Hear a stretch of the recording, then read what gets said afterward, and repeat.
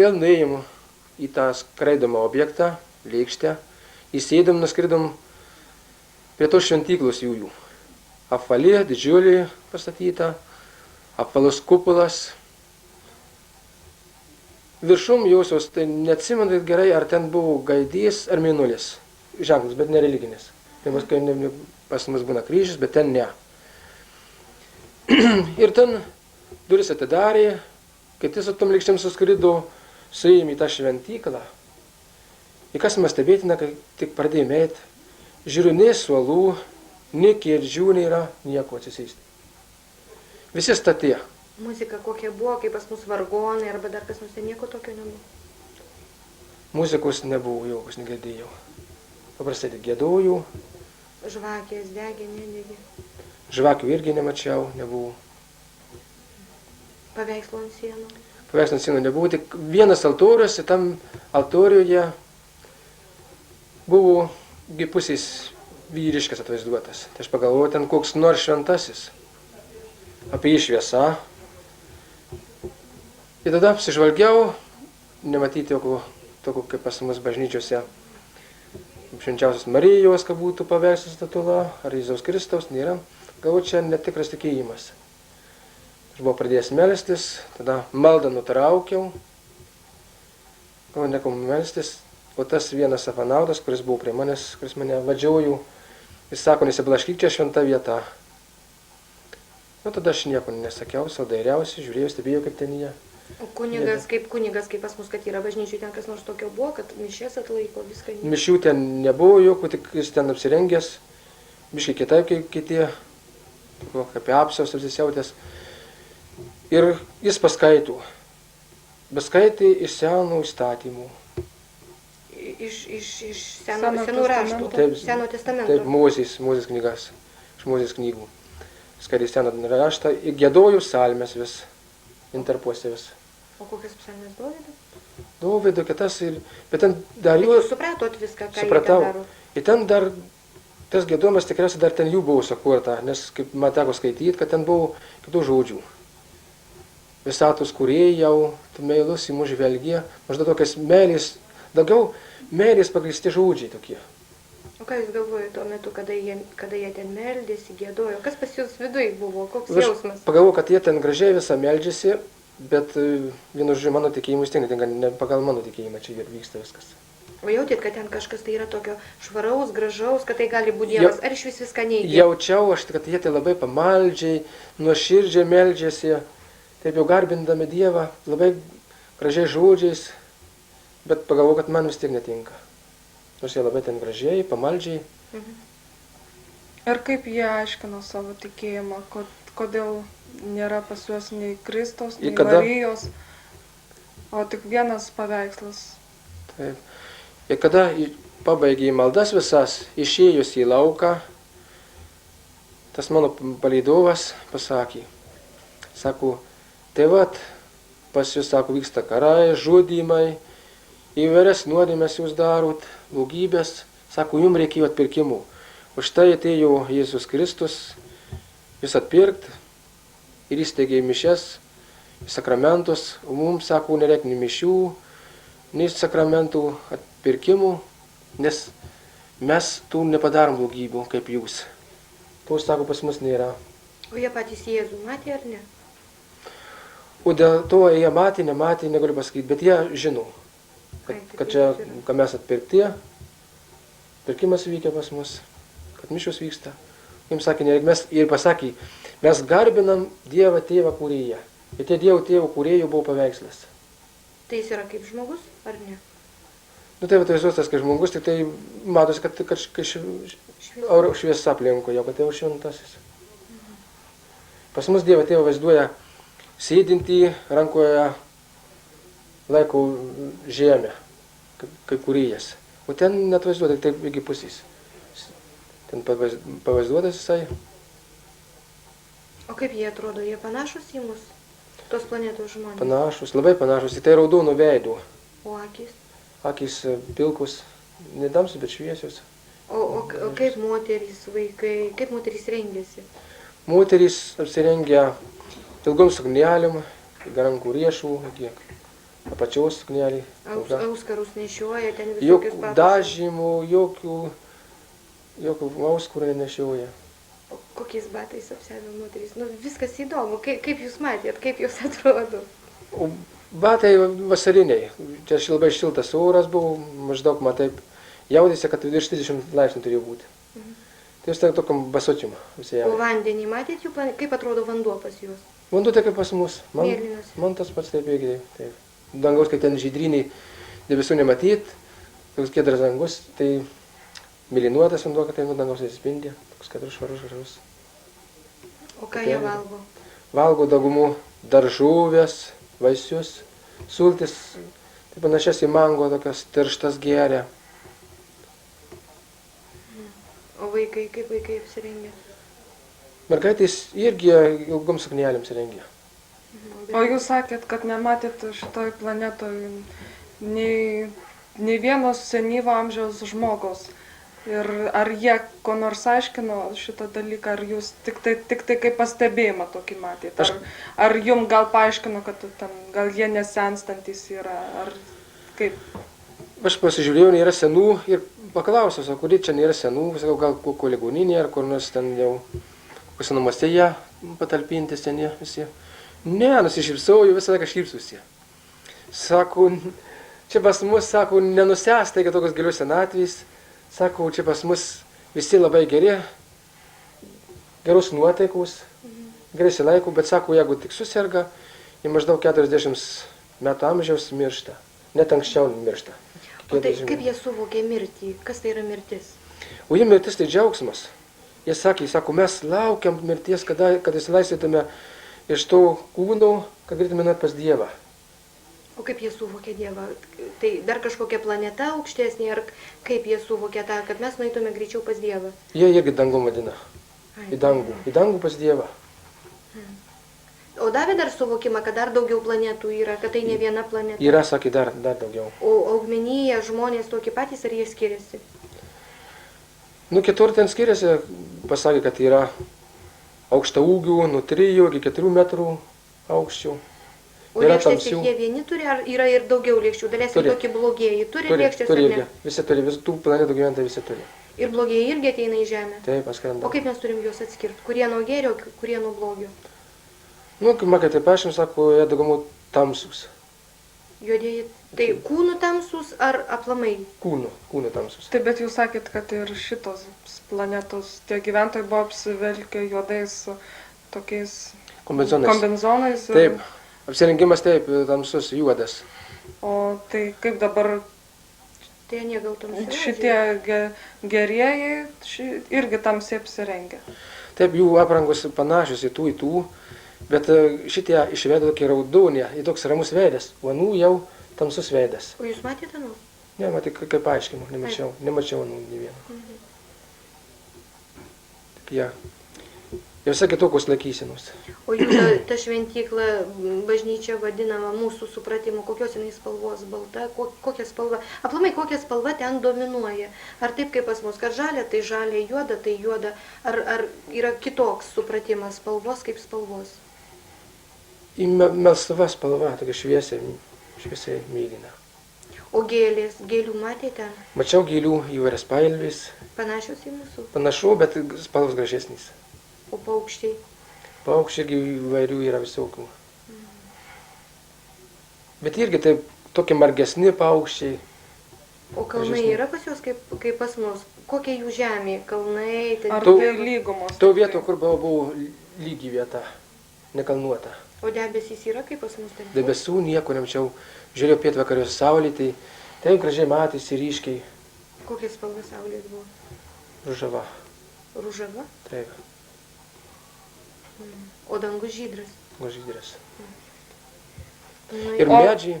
O šita šventykla, jinai, pavyzdžiui, kaip pas mus įprasta, tradiciškai dažniausiai bažnyčia yra tartum ant kokio kalno pastatyta, dažniausiai būna ant kalno pastatyta, o jų, kaip sakėt, ten į bažnyčią, į tą jų šventyklą jūs irgi skridot su lėkštėm ir ar jinai ten ant kokio pakilimo, ar jinai tokio pat lygumo yra, kaip ten toj vietoje, kur jūs matėt juos dirbančius, ten jų namus. Irgi lygių vietų, tik žymiai toliau nuo tų miestelių. Ne prie miestelių, bet su tais skraidančiais objektais. O apie Atskrido tą aplinkui bažnyčią substatų. yra kas nors ten daleiskim kokį medžiai, ar tvora, kokia, Ar kaip tik tai toks šventorius, ar tik pastatas ir viskas. Tik pastatas, jau ten arti nemačiau, kad būtų medžių, tekų, ko nors nieko. O jie kai meldžiasi, jie visi sustoja ar klaupėsi, kaip mes... Sustoja ir rankas iškėlė į viršų. Rankas į viršų. Iškėlė. Išvelgia visi į dangų, pažiūrė taip vis į viršų. Nu, o paskui pabuvot šventyklai, kur dar vedė. Iš šventyklos jau ėmė į skraidumą objektą, į tą lėkštę ir skridom į žemę. Jutot tą tokį skridimą žemyn, ar visai nieko, absoliučiai jokių asociacijų, tiesiog įsėdot, parskridot. Ir kur paleido? Ar jūs atsidūrėt iš karto kambarį, ar jūs paleido kieme? Paleido kieme ir vėl tom virveliniam kopėčiom nulipau žemyn. O ką jie sakė, kada nulipot jau? Aš pasakiau ačiū, taip sako prašom, klausydėjau, Ir viskas. taip susveikinau. Matėt, kaip jie nuskrido, ar aplamai tik tai išnyko ir viskas? Ar atsisukot pasižiūrėti, ar iš vis ant tiek sukreistas buvot, kad bėgo, ėjot į savo kur... Aš išlipęs, pirmiausia, dairiausia žmonių nematyti. Gal dar pamatys, kaip reiks aiškytis, kažkaip nejauku buvo. Dairiausiu. O kodėl? Man atrodo, kaip tik labai yra, nu, kaip pasakyt, va, aš galvoju, jeigu vienas žmogus kažką tai mato, tai gal čia koks tai, ar jums sapnas, ar haliucinacija. O va, taip aš įsivaizduoju, jeigu būtų matę dar ir kokie bent 3 jūsų kaimynai, kaip jūs išlipot iš tos lėkštės, tai aš, galėčiau tuo patikėti. Nu, aš nesiruošiau tai, kad jau per televiziją, kad būtų rodoma, ar žmonėm platyti. Iš vis tylėjau. Slėpiau, galvoju, čia tik, savo mačiau tokį gyvenimą, prilykstantį rojaus. O paskui, kaip jūs išlipot iš to laivo į savo kambarį, normaliai jautėt, kaip kojom einat, kaip duris atrakinat. Taip, jaučiau, atsirakinau. Tai jūs visą laiką taip jautėtės, kaip kad, pavyzdžiui, realiam gyvenime. Realiam gyvenime. Kad Visur, ir jautėte tą lipimą, kaip taip. Jūs lipat, o jums, aš tai įsivaizduoju, pavyzdžiui, man reiktų dabar lipti į kokią tai lėkštę ir dar virveliniam šitom kopėčiom, man būtų tai sunku. O jūs kaip, aš įsivaizduoju, jums irgi turėtų būti kažkoks tai taip. fizinis turi būti sunkumas. Ar ten tokia, kaip ir dar jėga jūs veikia? Tada aš nelabai suprantu, suvokiu iš šitą tų virvelinių dalyką. kopėčių buvo padaryta tokia kaip laipteliai. Ir kojom padėti ten patogiau buvo. Ir čia įsikabinė į tą virvę. Tas dvi, kitur ten toliau tos dvi, nes 4 gyslos. Ten eina. Į tą laivą. O paskui, kai jūs įlipot, jie įtraukė tas kopėtėlį. Bet lipant, tai žinau, kad... Ar jos nesiubavo taip, kaip lipi? Siubau taip. Bet kad labai sunku būtų lipti buvę, nepasakyčiau. Ai, nejutu. O tai buvo aukštai ar nelabai aukštai? Aukštaukai, bet labai su nuotaika tokia gera. Iš džiaugsmų pakėlė nuotaiką. Lipau tiesiog, kad net nustabu, kad nepavargau. O paskui, kai atėjote į kambarį, koks jausmas?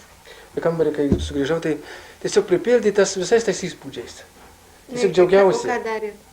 Pirmiausia, ar skambinot kam nors, kad man atsitiko, ar taip aplamai atsisėdot ir galvojat, kas čia su manim dabar? Neskambinau, tik įėjau į savo kambarį, paskui iš kambario nuėjau pas šeimininkę, paklausė, ko nieks neieškojau, nieko. Šeimininkės nepasigėdo jūsų? Nepasigėdo nieko visai.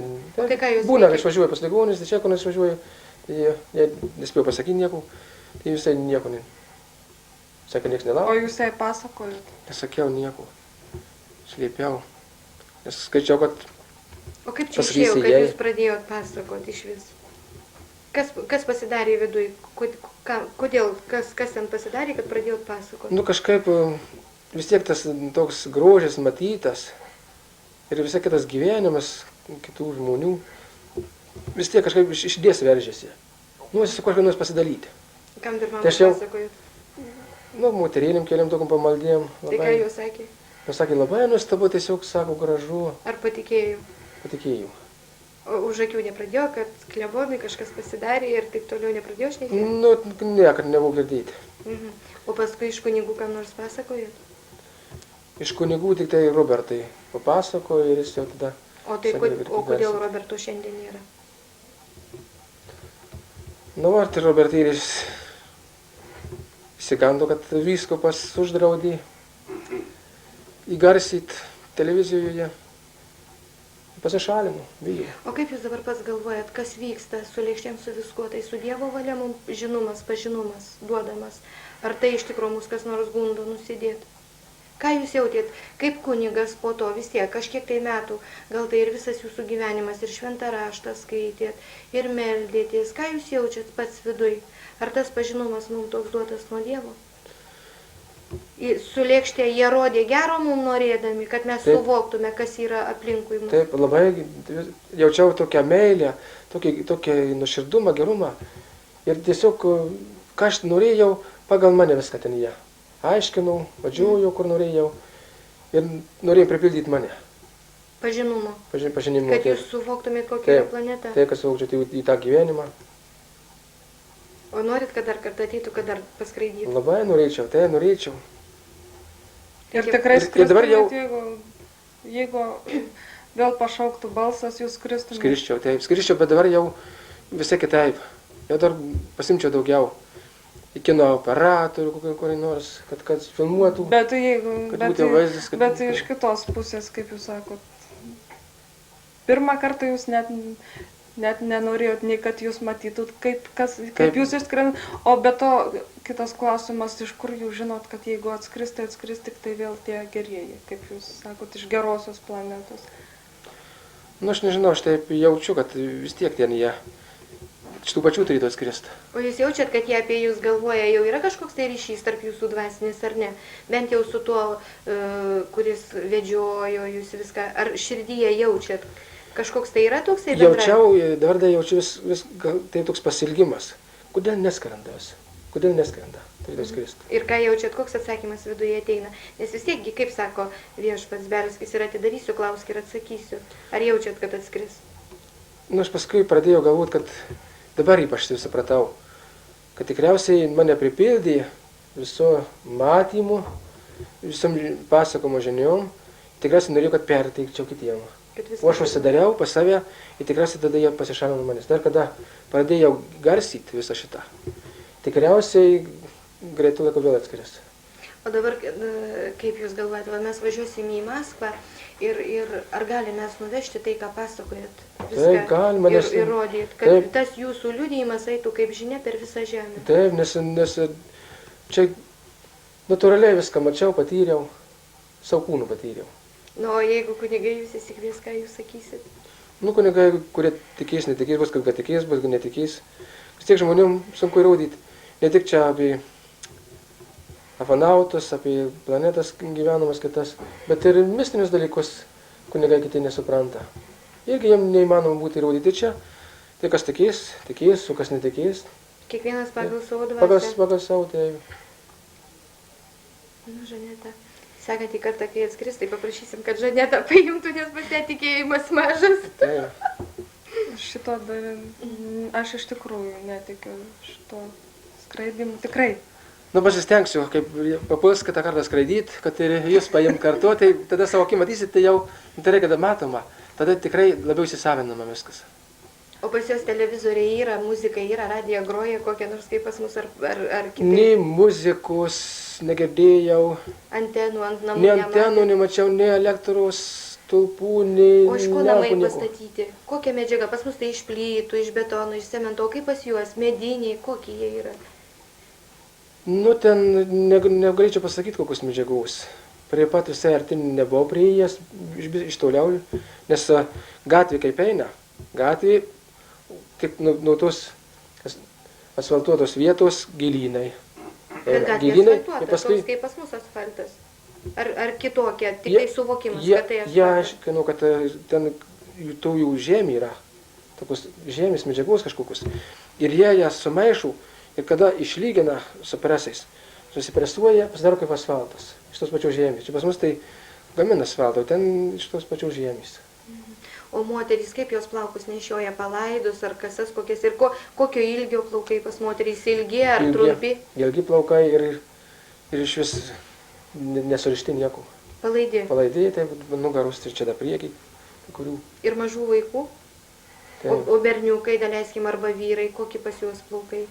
Ar kaip pas mūsų uodegytėm sugalvoja visokius augina, ar normaliai apsikirpia, kaip vyrai normaliai, trumpai? vyrų apkirti, vyrų trumpaukiai.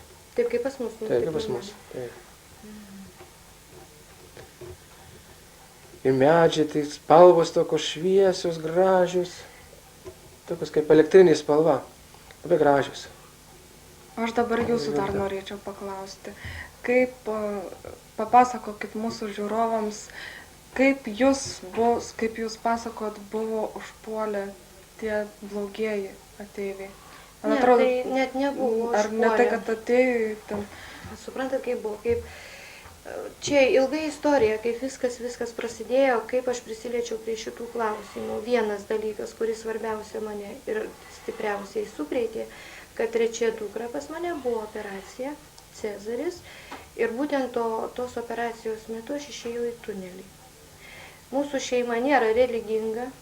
Ir tais laikais, kada draudė, mes ir kūčias valgėm, ir Velyką šventėm, nes sentencija buvo tokia, kaip radom, tai paliksim. Ir krikštytas vaikas buvau, močiutė eidavo į bažnyčią, kada norėdavo, palydėdavo, kada norėdavo, pabėgdavo, į pelį nueidavo maudytis.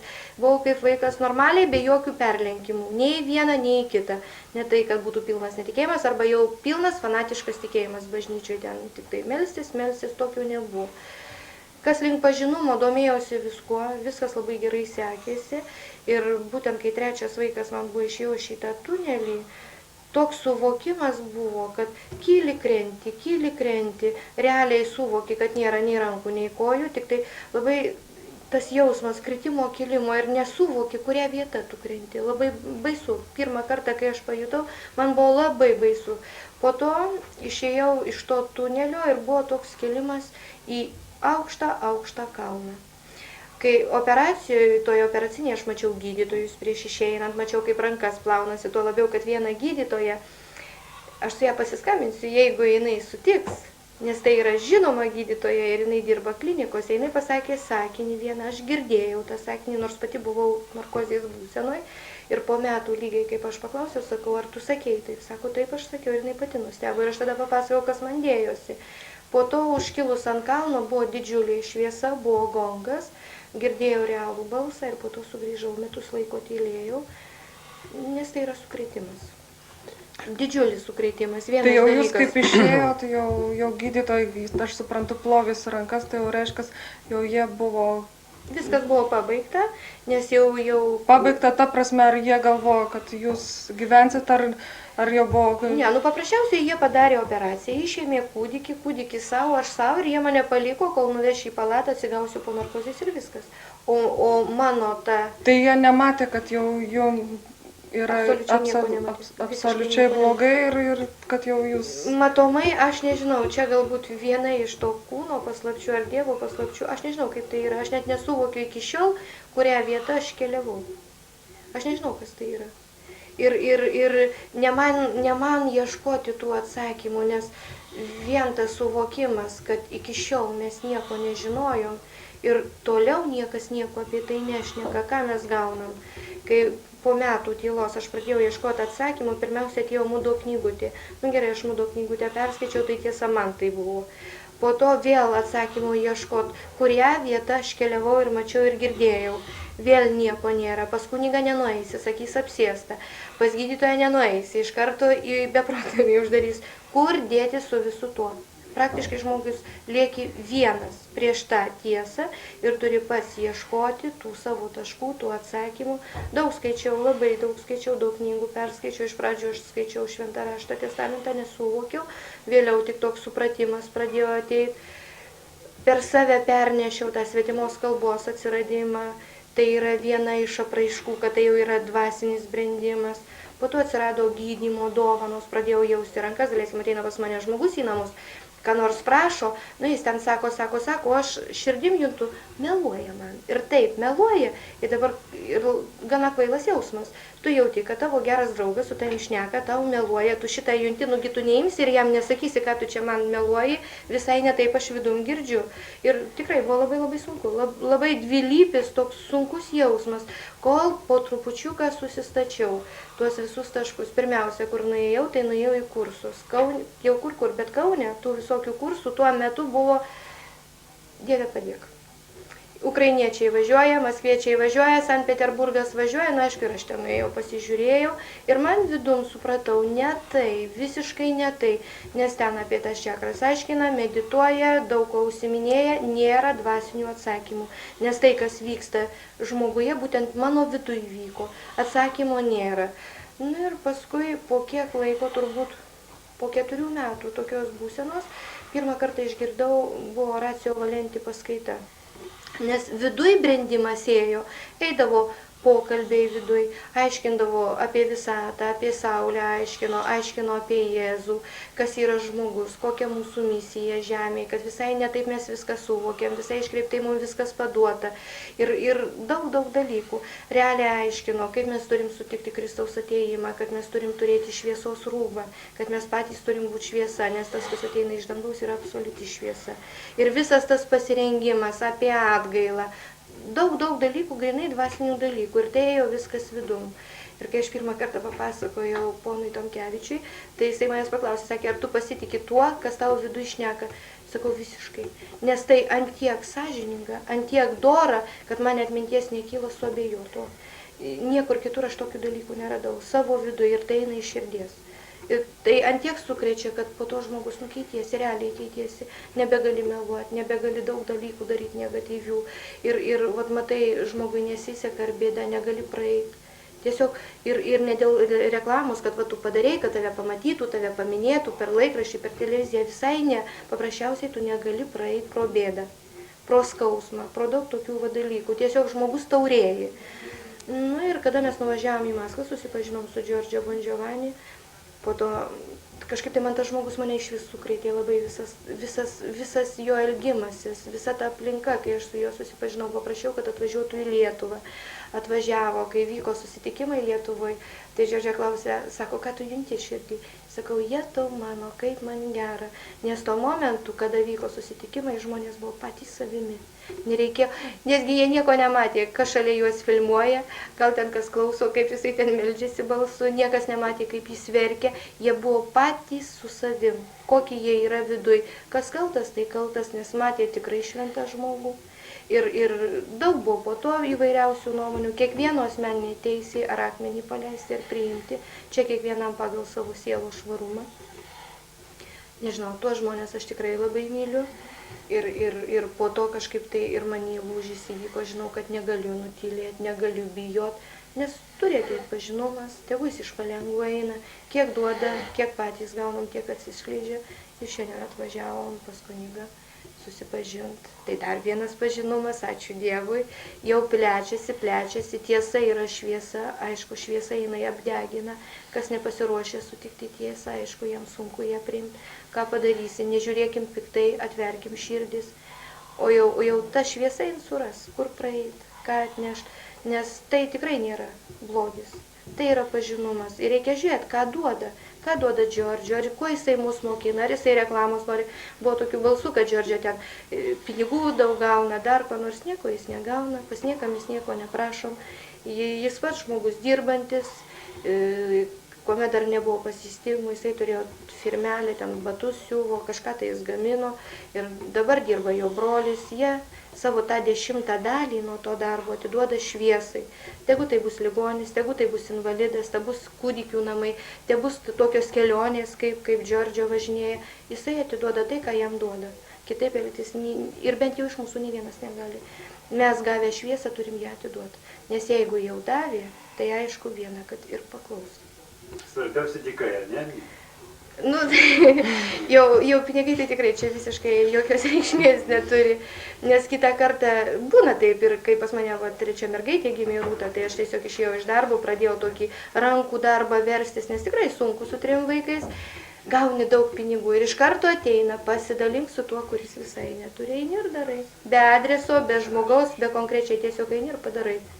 Nes kitaip negalima, šitaip ir turi ateiti tas gerumas, kad ir našlaičių nebūtų, ir alkanų nebūtų, ir vargstančių nebūtų. Jeigu mes kiekvienas nuo savo, nors po trupučiuką, tegu ten gauni 5 litus, 5 centus paaukok tokiam geram darbui, gal tas ir 5 centų neturi, tikrai gėris sužibė žemė. O vis dėlto dar papasakokit apie...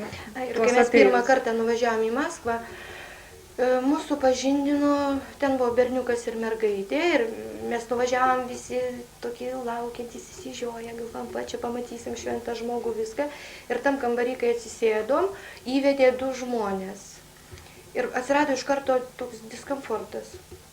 Pajutom, tai už širdies grybė, tai šaltis, tai už rankų grėbė ir niekas nesuvokėm. Toks jausmas, kad kažkas tai yra tokio negero. Būna taip, kad, leiskim, jeigu naktį eini pro kapinės ir tau būna nejauku, tu bijai, lygiai tokia pati situacija, tik tiek, kad dar buvo realūs kažkokie tokie smūgiai, nesmūgiai ir kažkaip tai aš galvoju, aha, jeigu kas nors nesuvokimo, reikia melstis. Ir ten buvo ir iš maskviečių buvo, ir iš mūsų, mes lietuviai 5 važiavom, aš sakau, klausykit, šnekėkit, kas nors tėvė mūsų. Nes kuo, bet jau malda, tai aš tikiu ir man iš vidaus, po visų šitų man sako, kai tik ko nesupranti, melskis. Nes tai yra pati švariausia energija, malda per tėvę mūsų, nes ir Kristus mums tą maldą paliko, kaip apsigynimą.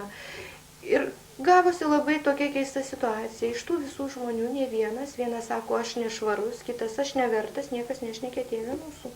Ir mano vienintelė draugė Irena, jinai atsisėdo šalia manęs, pradėjo šnekėti tėvę mūsų. Ta mergaitė normali kaip ir mes, tik jos tokia melsva kūno oda. Ir jinai šalta. Kaip mes atsisveikinom, kai prisiliečiau prie rankos, iš mūsų kūno eina šiluma. Jinai kai šliuža, šalta ir mane sukrėtė labai.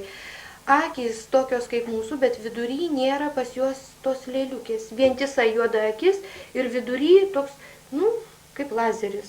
Ir svarbiausia, kai žiūri į tave, iš tikrųjų labai sunku pakelti. Atrodo, kad pjausto ar kiaurai per tave žiūri, labai bjaurus jausmas. Ir svarbiausia, kad žiūri piktai. Meilės tai ten tikrai nėra, žiūri piktai. Ir jau paskui, kaip aš suvokiau, kas čia yra, tai aš tik tiek suvokiau, kad vadinasi trukdymas ėjo kažkoks ir kažkas vadinasi yra ir gėris ir blogis. Kaip yra žemė, taip ir ten yra.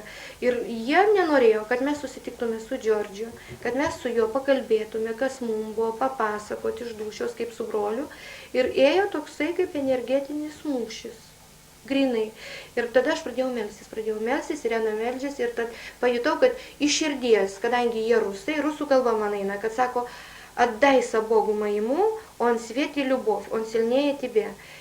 O aš tai ne balsu viskas buvo tylom. Ir aš galvoju, jie tau kažkaip pas mane darosi. Ir tai vyko 3 kartus. Ir iš jų pusės 3 kartus atėjo net. Kaip tik atėjo 3 kartą net, aš pajutau, kad didžiulė šviesa iš širdies nuėjo į juos. Bet tai buvo, kaip srautas stiprus. Aš pirmą kartą iš vis pati pajutau. Ir tada jie pradėjo, ta mergaitė pakilo, išbėgo į kalidorių, paskui tas berniukas išbėgo ir po to jie iš vis išėjo. Ir daugiau jie nebeatėjo. Ir mes tada taip, mes šnekėjome turbūt iki 2 nakties. Viską įsipasakojom, kas mums buvo, kaip aš mačiau, kaip išėjau į tą tunelį. Ir tikrai buvo labai geras bendravimas, o sekančią dieną. O tai iš kur tie vaikai atsirado? Tie vaikai, aš gavau taip, savo supratimu, kad yra civilizacija kosmose, jie yra kaip šliužai, jie turi tokią substanciją kaip gyvatės kūnus. Grinai šliužai, jie nėra žmonės. Ar jų vidus toksai, bet jie mums visiškai nelinkia meilės. Kurie atėję į žemę, jie turi paklusti 10 Dievo įsakymų ir kada Kristus ateis išeiti, jie tokią teisę turi, tačiau jie turi pradėti mylėti. Ne tik mylėti, bet ir visus mylėti ir spindėti meilę. Jeigu jie šito nepadarys, ir jie tada bus sunaikinti, kaip ir visi, kurie nedaro šito. Jiem 10 Dievo įsakymų galioja ir pagrindinis įstatymas, meilės įstatymas taip pat. Ir aš suvokiau, kad kaip žemėje stiprieji stengia nuenkti tuos silpnesniuosius, taip ir iš ten jie ateina, kadangi Kristus pas mus turi ateiti, kiti tai kambariai jau jie sutikė jį. Vieninteliai mes nukryžiavom jį. Ir mus turi ateiti, mums turi teismas ateiti. Jie matomai vienintelis šansas yra išeiti į šviesą. Ir čia ant kiek eina geris, tiek ir blogis. Ir ta kova iš tikrųjų vyksta. Ir kada aš skaičiau Naują Testamentą, aš realiai suvokiau, kad ta kova nėra šiaip savo, paprasta, visuose planuose vyksta. Ir tas, kas neša meilė, yra meilė, tai yra realiai mūsų širdim juntama. O tas blogis taip pat. Reikia žiūrėti, reikia stebėti ir priimti, kas gera. O pažinti reikia viską, kad mes turėtume supratimą, kad mes mokėtume skirti. Ir kaip sako, pagal vaisius reikia žiūrėti, kokie vaisiai eina iš kiekvieno pažinumo. Jeigu mes sakysim, kuriam kažką, tai užgrobiam, panaikinam, ten pradedam kažką gaminti. Bet jeigu eina į atsivertimą, į atgailą, po viso šito pasikeitimo aš pradedu suvokti, kas yra atgaila. kad ne šiaip savo melstis reikia, bet reikia tokią atgailą atlikti, kad tu visas šlapės būtum.